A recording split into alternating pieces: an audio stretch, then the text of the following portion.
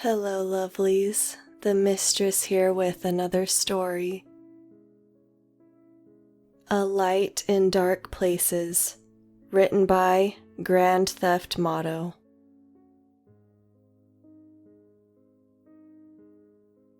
The hospital near where we live has an ugly reputation. Its official name is Nottingham General Hospital, NGH, but everyone calls it Not Going Home. The building is out of date, the staff either too new or too burned out, and even the lights seem to struggle to shine. If you're dying, it's a good enough place to die faster, but if you're hoping to recover, you should keep driving. That's why, despite living less than 30 from NGH, we take my brother Eddie to the big city hospital 3 hours away for his chemo. Besides the air of misery, there are other, darker things I've heard about Nottingham. They say even small sicknesses can blossom into something fatal there. They say the halls are haunted, that there's blood in the food, and that the dead dance in the morgue at night. I'm sure it's all bullshit, but I have to admit, even driving past the place, there's a wrongness to the tall building, like a dirty scar on the skyline. There was another reason I avoided NGH. It was where both of my parents died, less than a year ago and less than an hour apart. I would do anything I could to keep my family away from Nottingham, but last week Eddie developed a cough that turned into a wet choking in less than a day. We had no choice but to rush him to NGH's emergency room. Pneumonia. Eddie was touch and go for a few days. Ben and I stayed in the room with him the whole time, sleeping on the chairs. I appreciated that the doctors didn't chase us out after visiting hours. I doubted the hospital got that many visitors in the first place, so maybe the staff appreciated the company. On the 4th day, we took Eddie home. The docs wanted to keep him another day for observation, but he'd stabilized and we'd had our fill of the place. All of us had nightmares every night we stayed at Nottingham. I didn't ask Eddie and Ben what they dreamt about. For me, it was 2 dreams that played on repeat. The first nightmare was about a doctor walking slowly down a hallway towards me. Fluorescent lights above flickering out and dying as he came. The man was dressed in stained green scrubs. I could never see the doctor's face. The lights kept cutting out just in front of him. I could smell him, though. The sick, sweet scent of industrial ammonia, hints of copper and rotting meat. I always woke up just as the doctor got ready to walk into Eddie's room. In the second dream, I walked down a long staircase. There was a door, and I didn't want to open it, but I couldn't stop. The door led to the morgue, and I saw my parents' bodies, both laid out on cold, stainless steel tables. They were naked and each had a raw, red Y shape cut into their chest and stomach, fresh stitches barely holding the cut together. It's how I imagined they must have looked after their autopsies. Both of them died in the same car accident. My dad, as soon as they got to the hospital. My mom, not even 10 minutes after. The 2 of them were on a date, the first they'd taken in probably a year. Eddie being so sick for so long, it was hard on my family, but my parents in particular. It seemed so terribly unfair. All my mom and dad wanted was 1 night for themselves. A bad tire and a patch of ice later, and they were gone. Ben came home from college after the accident. Somebody needed to watch over Eddie and me while we finished school. In 2 years, I'd be done with high school, and I can do more to help. Maybe take turns with Eddie so Ben can pick up some classes.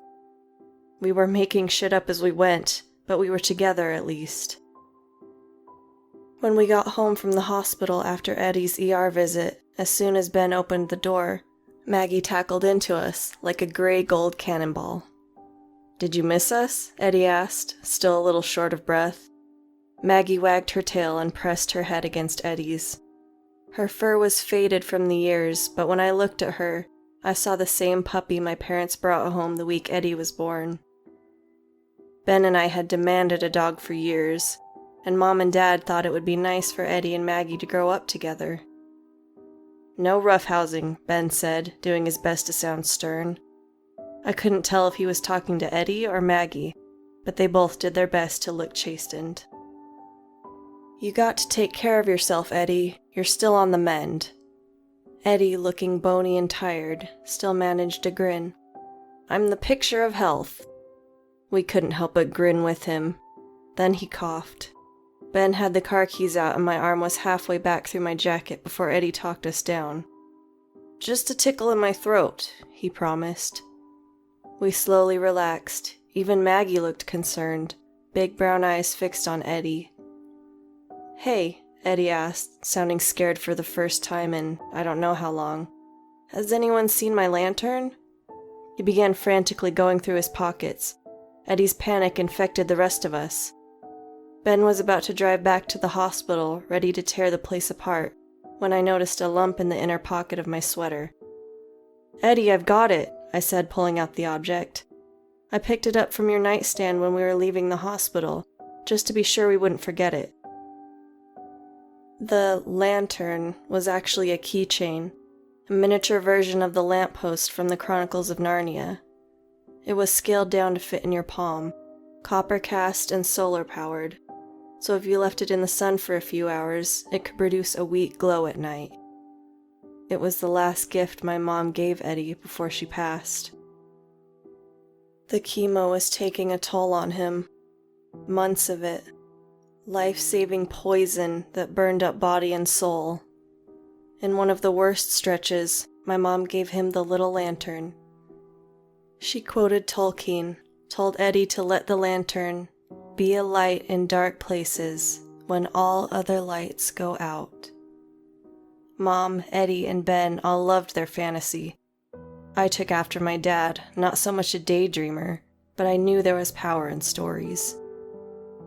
Eddie took the keychain from me and hugged me close. "Thanks, Liz."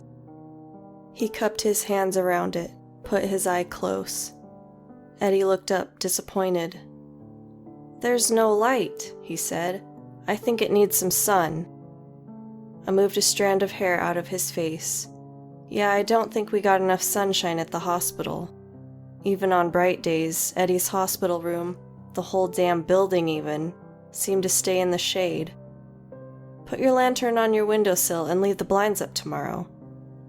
"Speaking of light," said Ben, walking into the dining room, "would you like to fire up the candles, Ed?" Eddie sprinted after Ben so fast I was surprised the little guy didn't give the floor a friction burn. I smiled as I watched them both duck into the other room on the way to the den, Maggie on their heels. I followed after at my own pace. We kept Mom and Dad's ashes in wooden urns on the mantel. Mom was in maple, Dad was in cherry. Next to each urn we kept a candle that reminded us of them. For Mom, it was cinnamon. Her season was always winter. Mom put so much effort into organizing the perfect Christmas song playlist every December. We used to joke she should DJ as a side hustle. Dad's candle was the ocean. He'd lived for the trips we'd taken as a family to the shore, for fireworks in July. Even after Eddie got sick, we still managed one last trip to the boardwalk together that summer. We light those candles every night, and it makes it easier to remember Mom and Dad. Cinnamon and sea salt, first snow and summer sand. When the smell fills the house, it's almost like we're all together again. There's a gravity in those moments that keeps our memories from drifting too far away. Ben, Eddie, and me, and Maggie, spent the rest of the day making sugar cookies and watching Lord of the Rings for the millionth time. Eddie made it most of the way through 2 towers before falling asleep on my shoulder. I didn't want to disturb him, so Ben and I stayed in the den. We both must have nodded off right around when the orcs dragged Frodo, and Sam went to follow. I was woken up by a knock at the door. Eddie was still sleeping on the couch next to me. Ben was stirring. He was as light a sleeper as me. Maggie was nowhere to be seen, but I could hear her in the other room.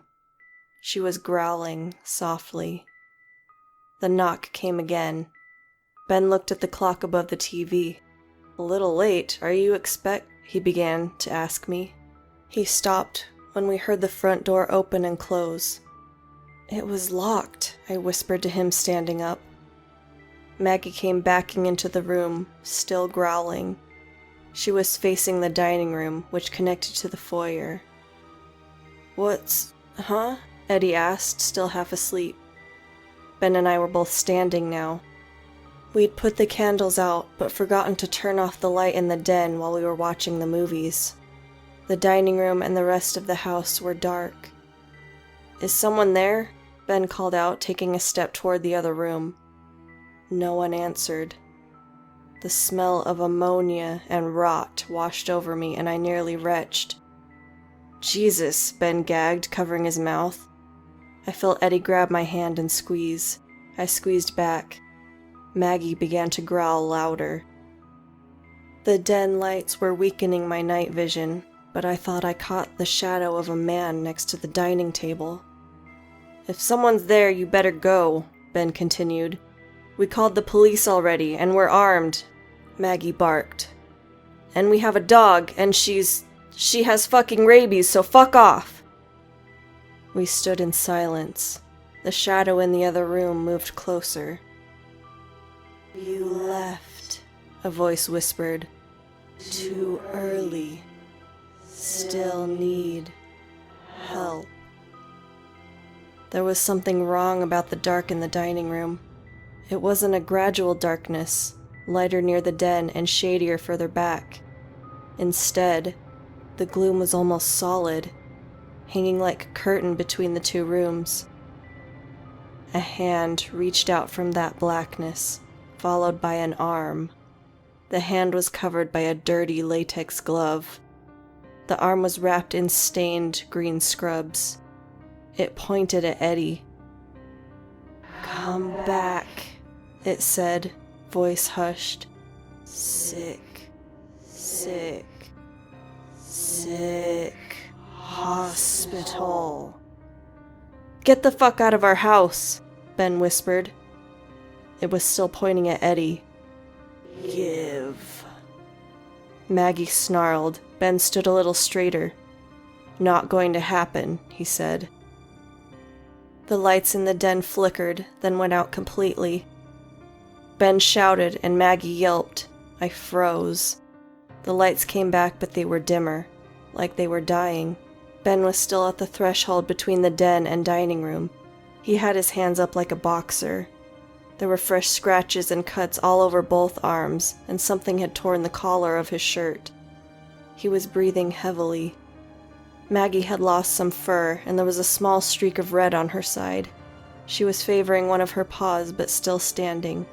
They were both still standing between me and Eddie and whatever was in the other room. The gloved hand reached out of the darkness again.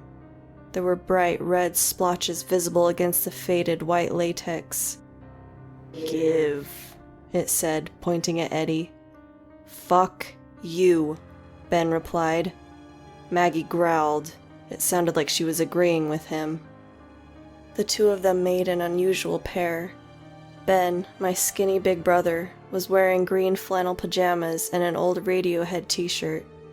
Maggie was so old we had to carry her up and down the stairs every night so she could sleep in Eddie's room. But seeing them standing there, they looked like giants to me. I wouldn't have traded the two of them for a platoon of Marines. I knew that whatever followed us wasn't getting to Eddie without a fight. The lights flickered again, and I screamed, nearly choking on the smell of ammonia and old blood. It was like the darkness in the other room was oil, slowly flooding the rest of the house. The thing's arm reached a little farther, coming out to the shoulder. Shadows in the dining room were pulled with it, like fabric stretching. I was terrified that the stretching would continue until something ripped and then it would be in here with us. "Please, God," I whispered. "Please." I felt Eddie squeeze my hand. A moment later, he pressed something small and metal into my palm. I turned to look at him. "It'll be okay," he whispered to me. "I won't let anything hurt you." I opened my hand. Eddie had given me his charm, his lantern on a keychain. I felt all of the fear drain out of me. There wasn't enough room in my heart for fear. It was overfilled with a fierce love for my brave little brother, for my entire family. A love so animate it hurt. I turned to Eddie and smiled. He looked so small in the low light, so fragile. The cancer had taken its cut of him, the treatment taken as much or more. But like Ben and Maggie, Eddie was still standing. My poor brother, all of us, we'd been through so much hell over the past few years. It wasn't fair for some nightmare to chase us home, to try to take more from Eddie than the bill the world had already called in. No more fear then. But there was room in me for at least one other emotion besides love. I looked at the arm reaching out from the dark, and I felt rage. How dare this thing come into our house, hurt my family, come calling for my brother? How fucking dare it? The lights flickered again, then everything was black, but only for a moment. The room lit up with a blue-white brilliance. I felt warmth in my hand. The light was coming from Eddie's lantern. I could see my brothers and Maggie clearly. There was a hidden shape, tall and crooked, caught between the two rooms, right on the other side of Ben and Maggie. There were two other shadows in the den with my family, standing next to Eddie and me. I could smell cinnamon. There was a chill in the room, but pleasant, like the first cool night in the winter. The cinnamon faded and was replaced with the scent of the ocean, and my hair stirred in a warm summer breeze. I began to walk towards the blackness in the dining room. The two familiar shadows walked with me. "Leave," I said. "Never come back." There was a swelling pressure, and then it was like the world exhaled. All of the shadows were gone, and I was alone in the house with my brothers and our dog. Ben and Eddie were staring at me. Even Maggie looked confused. "Was that?" Ben started to ask, trailing off. "Yeah," Eddie answered. "It was." The smell of cinnamon and the ocean were gone, but they were easy to recall if I closed my eyes. I glanced down at the miniature lamp keychain. The brightness was now a soft bluish glow. I smiled and brought the charm back to Eddie. "We have to remember to leave this on the windowsill tomorrow, so it can catch some sun. You never know when we'll need a little light." We'll never go back to that hospital. In fact, we decided to use some of the money Mom and Dad left us to move. I heard a rumor from a friend of a friend about an unusually lucky neighborhood a few towns over. The area isn't just fortunate. This is a place where sometimes sick people get better. There's supposed to be some weirdness there too, but I'm finding that my family has a high tolerance for weirdness these days. If things ever go bad, we'll always have Eddie's lantern. And I know none of us will ever face the dark alone.